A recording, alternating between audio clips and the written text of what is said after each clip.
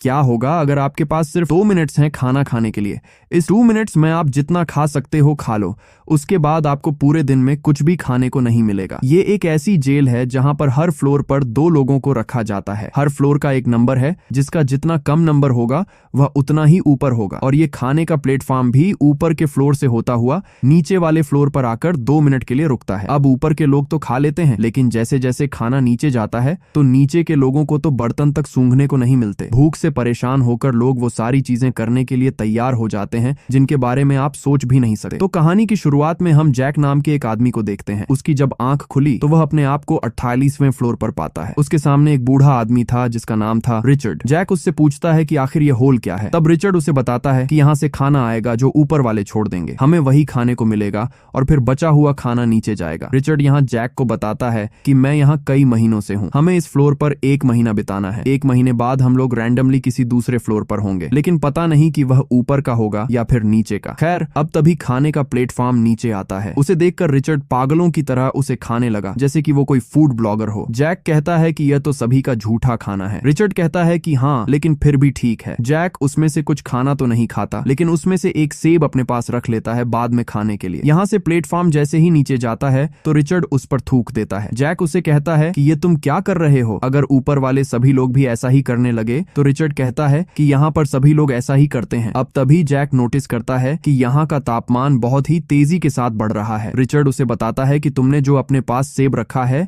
ये सब उसी की वजह से हो रहा है। खाने की कोई चीज तब तक ही हमारी है जब तक वो प्लेटफॉर्म हमारे फ्लोर पर है, उसके बाद हम कुछ भी चीज अपने पास नहीं रख सकते। अगर तुमने वो सेब जल्दी से नीचे नहीं फेंका तो ये तापमान हमारे मरने तक बढ़ता ही रहेगा। तब जैक जल्दी से सेब को नीचे फेंक देता है और तापमान भी एकदम नॉर्मल हो गया। खैर, अब इसके बाद हमें कुछ वक्त पहले का सीन दिखाया जाता है जहां जैक के यहाँ आने से पहले उसका इंटरव्यू लिया जा रहा था। जैक से कहा जाता है कि तुम यहाँ पर अपनी मर्जी से ही जा रहे हो और यहाँ एक बार जाने के बाद तुम पूरे 6 महीने के बाद ही बाहर आओगे। खैर, यहाँ जैक रिचर्ड को बताता है कि मैं यहाँ पर इसलिए आया ताकि मैं अपनी सिगरेट पीने की लत को छोड़ सकूं और अपनी इस बुक को पढ़ सकूं, और यहाँ से मुझे एक डिग्री भी मिलेगी। डिग्री का नाम सुनकर रिचर्ड एकदम हैरान रह गया। वो कहता है कि ऐसे तो मुझे 2 डिग्री मिल जानी चाहिए। मैं यहाँ पर पिछले 1 साल से हूँ। यहाँ हर किसी आने वाले को अपने साथ एक चीज लाने का मौका दिया जाता है, वह कोई भी चीज अपने साथ ला सकता है। जैक तो अपने साथ बुक लेकर आया था और अब रिचर्ड क्या लेकर आया था वो तो हमें अभी पता नहीं है। इसके बाद जैक रिचर्ड से पूछता है कि आखिर तुम यहाँ पर कैसे आए। तब रिचर्ड उसे बताता है कि मैंने अपने टीवी पर एक एड देखा था जिसमें एक चाकू के बारे में दिखाया जा रहा था जिससे किसी भी चीज को बहुत ही आसानी के साथ काटा जा सकता है। ये देखकर मैंने बहुत ही मन के साथ उस चाकू को खरीद लिया, लेकिन अगले ही दिन एक और चाकू का एड आता है जो कि उससे भी बढ़िया था। ये देखकर मेरा दिमाग खराब हो गया और मैंने अपना टीवी अपनी विंडो से नीचे फेंक दिया, लेकिन वो टीवी नीचे जा रहे एक लड़के के ऊपर गिर गया जिससे उसकी ऑन द स्पॉट ही मौत हो गई। मेरे पास 2 रास्ते थे, या तो मैं पागल खाने जा सकता था या तो यहाँ पर आ सकता था। तब मैंने यहाँ पर आना पसंद किया। जैक यहाँ उससे पूछता है कि आखिर यहाँ कितने फ्लोर्स हैं। तब रिचर्ड कहता है कि पता नहीं, मैं पिछली बार तो 125वें फ्लोर पर था जहाँ खाने का एक दाना तक नहीं पहुंचता था। तब जैक पूछता है कि तो फिर तुम वहां पर जिंदा कैसे रहे। तब रिचर्ड उसकी बातों का कोई भी ठीक सा जवाब नहीं देता। इसके बाद जैक चिल्लाकर ऊपर और नीचे वाले लोगों को समझाने की कोशिश करता है कि अगर वह अपने हिसाब से खाएं तो सभी तक खाना पहुंच जाएगा। ये सुनकर नीचे वाले लोग कहते हैं कि अगली बार हमारे लिए वाइन छोड़ देना। तब रिचर्ड उन पर टॉयलेट करके उनसे कहता है कि यह लो वाइन। रिचर्ड जैक से कहता है कि नीचे वाले लोगों को इतनी ज्यादा इज्जत नहीं देते। तब जैक कहता है कि अगली बार वो ऊपर आ सकते हैं। रिचर्ड कहता है कि अगली बार वह भी हमारे साथ ऐसा ही करेंगे। यहाँ नीचे वाले लोगों के साथ ऐसा ही होता है। खैर, अब जैक रिचर्ड से पूछता है कि मैं तो अपने साथ बुक लेकर आया था, तुम अपने साथ क्या लेकर आए थे। तब रिचर्ड बताता है कि यह चाकू। ये देखकर जैक थोड़ी देर के लिए तो हैरान रह गया। इसके बाद जब प्लेटफॉर्म नीचे आया तब आज जैक भी कुछ थोड़ी बहुत चीजें खाता है। खैर, अगले दिन जब जैक अपनी किताब पढ़ रहा था तभी अचानक से एक आदमी ऊपर से नीचे गिरता है जिसका खून जैक के मुंह पर आ गया। जैक रिचर्ड से पूछता है कि यह क्या था। तब रिचर्ड कहता है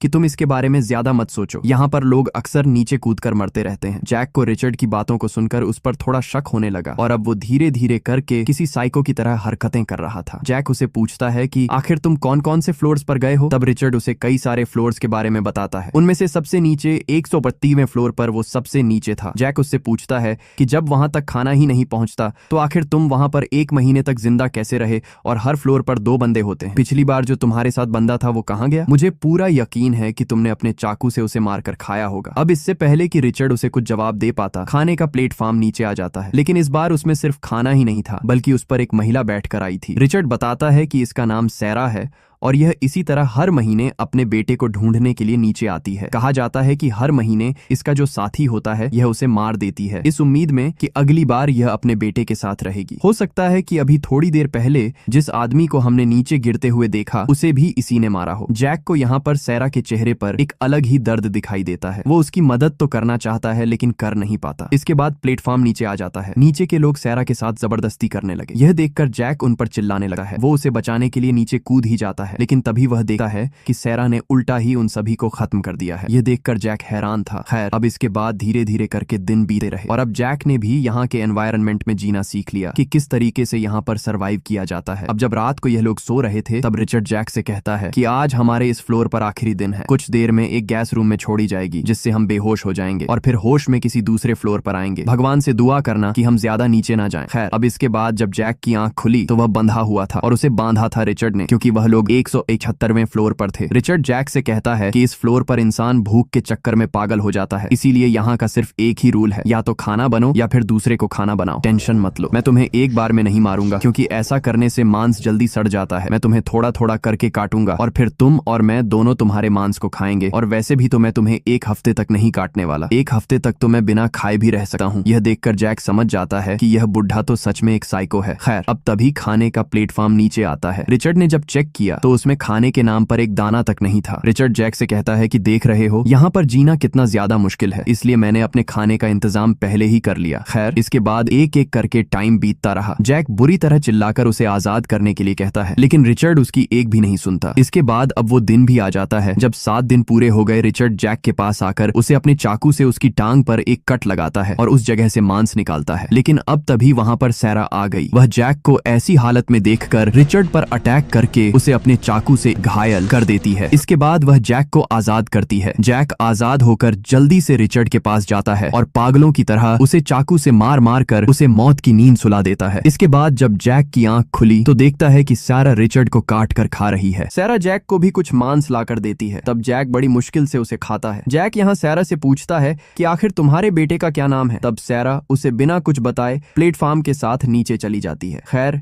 इसी तरीके से यहाँ जैक अकेले रहकर ही दिन बिताने लगा। भूख से परेशान होकर वो रिचर्ड के सड़े हुए मांस को ही खाना शुरू कर देता है और ऐसे करते करते जैक को यहाँ पूरा 1 महीना बीत गया। अगली सुबह जब उसकी आंख खुली तो इस बार वह था 33वें फ्लोर पर, जहाँ पर उसके साथ थी एक लेडी जिसका नाम था मार्था, और वह अपने साथ यहाँ पर अपने पेट डॉगी को भी लेकर आई थी। जैक जब उससे बात करता है तो उसे पता चलता है कि यह तो वही लेडी है जिसने उसका यहाँ आने से पहले इंटरव्यू लिया था। जैक उससे पूछता है कि आखिर तुम इस नर्क में क्यों आई हो। तब मार्था उसे बताती है कि मैं अपनी मर्जी से यहाँ पर आई हूँ, ये देखने के लिए कि आखिर यहाँ पर रहना कैसा होता है। खैर, इसके बाद जैसे ही खाने का प्लेटफॉर्म नीचे आता है तो जैक बड़े शौक के साथ आज पूरे 1 महीने के बाद खाना खाता है। जैक यहाँ मार्था से कहता है कि तुम यहाँ इस पेट को लाकर एक बच्चे को भूखा मारोगी, उसका खाना यह खा जाएगा। तब मार्था कहती है कि यहाँ 16 साल से कम उम्र के लोग नहीं आ सकते, यहाँ का एडमिनिस्ट्रेशन ऐसा कभी भी नहीं होने दे सकता। इसके बाद मार्था 2 प्लेट्स तैयार करती है। जब वो प्लेट्स नीचे जाती हैं तो वह नीचे वाले लोगों से कहती है कि मैंने जो प्लेट्स तैयार की हैं वो आप खा लो, और इसी तरह आप भी 2 प्लेट्स बनाकर नीचे भेज दो। इससे आखिरी लेवल तक खाना पहुंच जाएगा और इस तरह कोई भी भूख की वजह से नहीं मरेगा। लेकिन नीचे वाले लोग उसकी कोई भी बात नहीं मानते। वो कहते हैं कि हम तो मन भर खाना खाएंगे। मार्था रोज इसी तरह प्लेट्स तैयार करके नीचे भेजती है और उनसे रिक्वेस्ट करती है कि वह लोग अपने हिस्से का खाना खाएं, लेकिन वो लोग फिर भी उसकी बात नहीं मानते। अब मार्था को ऐसा करते करते पूरे 15 दिन बीत जाते हैं। आज गुस्से में जैक नीचे वाले लोगों से कहता है कि अगर तुमने ऐसा नहीं किया तो मैं रोज तुम्हारे खाने में पॉटी करके भेजूंगा, फिर उसे ही खाते रहना। जैक की यह बात सुनकर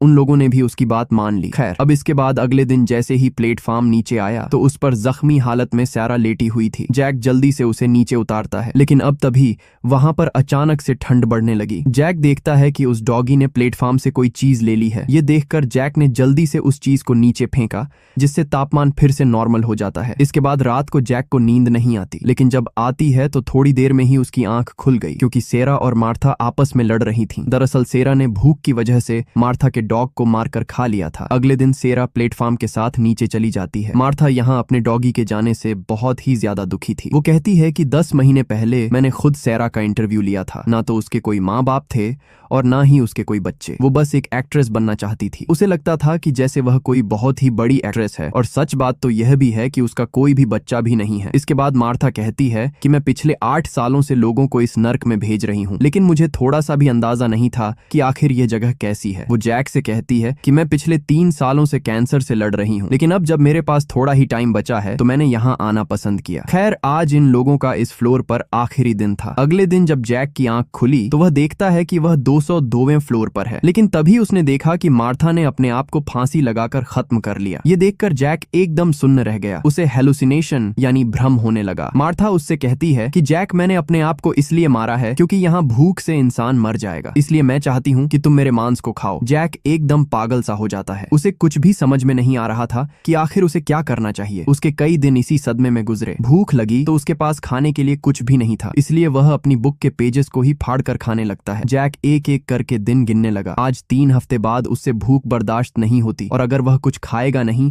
तो मर जाएगा। इसीलिए वो हार कर मार्था की बॉडी के पास जाकर उसे काट कर खाने लगता है। कुछ दिनों बाद जैक का एक बार फिर से फ्लोर चेंज हो गया, और इस बार था वो 6ठे फ्लोर पर, जहां पर उसके साथ था एक ब्लैक मैन जिसका नाम था मार्कस। वो यहाँ से ऊपर वाले फ्लोर्स पर जाकर यहाँ से निकलना चाहता था, लेकिन जब वो अपनी रस्सी से चढ़कर ऊपर वाले फ्लोर पर जाने की कोशिश करता है तो ऊपर के लोग उसके फेस पर पॉटी कर देते हैं, जिससे वह नीचे गिर गया। मार्कस यहाँ पर बहुत ही ज्यादा डिप्रेशन में था, क्योंकि उसे इस नर्क से निकलने का कोई भी रास्ता दिखाई नहीं दे रहा। एक रात के समय में जैक मार्कस से कहता है कि अगर हम कुछ खाना आखिरी वाले फ्लोर तक पहुंचा दें तो इस पूरे सिस्टम का मैकेनिज्म टूट जाएगा, क्योंकि अभी तक लास्ट वाले फ्लोर तक तो खाना नहीं पहुंचा होगा। अब देखो, प्लान ये है कि हम लोग प्लेटफॉर्म के साथ नीचे जाएंगे और इसके बाद लोगों को उनके हिस्से का खाना देकर सबसे लास्ट वाले फ्लोर पर थोड़ा सा खाना पहुंचाएंगे। इसके बाद जब प्लेटफॉर्म ऊपर जाएगा तो हम भी उसी के साथ ऊपर जाएंगे, जैसा कि तुम चाहते हो। मार्कस जैक से कहता है कि हमें तो यह भी नहीं पता है कि आखिर यहाँ पर कितने फ्लोर्स हैं। तब जैक कहता है कि जब मैं 202वें फ्लोर पर था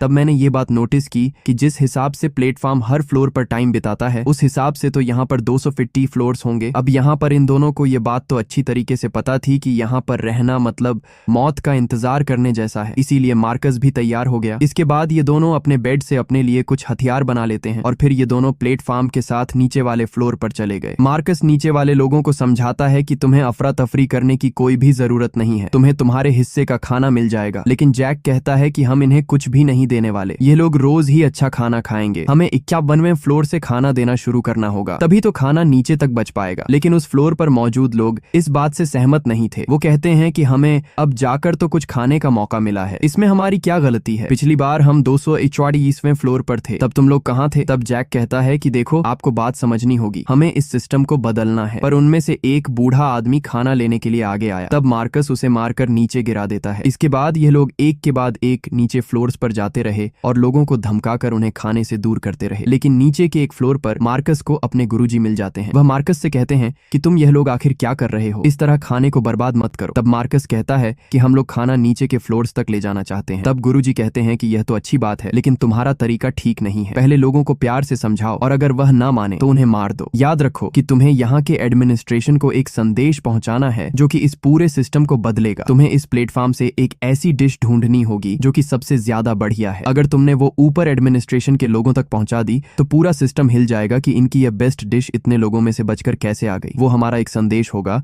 जो तुम्हें उन तक पहुंचाना है। ये बात ये दोनों अच्छी तरीके से समझ गए और फिर यह उस डिश को चुनकर नीचे वाले फ्लोर पर आ गए। मार्कस यहाँ इन लोगों को समझाने की कोशिश करता है, लेकिन जब वह लड़की नहीं मानती तो जैक उसके सिर को खोल देता है। इसके बाद यह लोग एक के बाद एक नीचे के फ्लोर्स पर आते जा रहे थे और जो लोग उनकी बात नहीं समझ रहे थे उन्हें मारते जा रहे थे। अब 71वें फ्लोर पर आकर उन्होंने खाना बांटना भी शुरू कर दिया। ये लोग सभी को उनके हिसाब से खाना देते जा रहे थे, लेकिन जैसे जैसे लोग नीचे जा रहे थे तो उन्हें ज्यादातर फ्लोर्स पर लोग मरे हुए मिले। इसी तरह यह लोग 60 फ्लोर से भी आगे चले गए। एक फ्लोर पर जैक देखता है कि दो लोग सैरा को पकड़े हुए हैं और तभी उन्होंने चाकू से सैरा को मार दिया। जैक उनमें से एक आदमी को मारने लगता है और मार्कस दूसरे आदमी से लड़ने लगा, लेकिन वह आदमी मार्कस के पेट पर अपनी तलवार से हमला करके उसे इंजर्ड कर देता है। इधर जब जैक को भी वह आदमी गला दबाकर मारने ही वाला था, लेकिन इससे पहले ही मार्कस तलवार वाले आदमी को उसकी तलवार से ही मारकर दूसरे वाले आदमी को भी मार देता है। यहाँ जैक सैरा की मौत से बहुत ही ज्यादा दुखी था, लेकिन मार्कस उसे संभालता है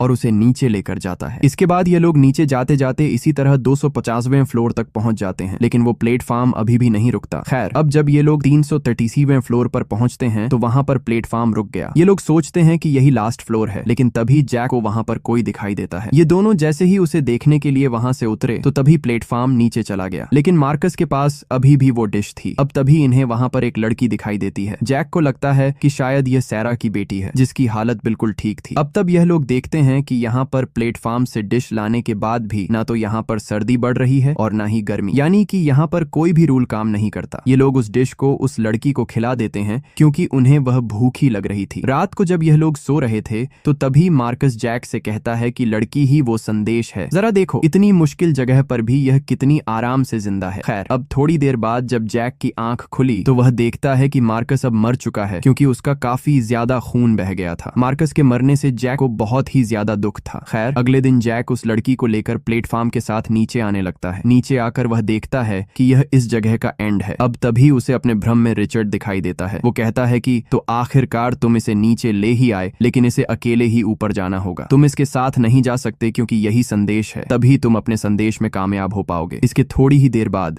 वह प्लेटफॉर्म उस लड़की को लेकर तेजी से ऊपर जाने लगता है, जो कि एडमिनिस्ट्रेशन के लिए हैरानी की बात होगी। और दोस्तों, इसी सीन के साथ यह मूवी यहीं पर खत्म हो जाती है।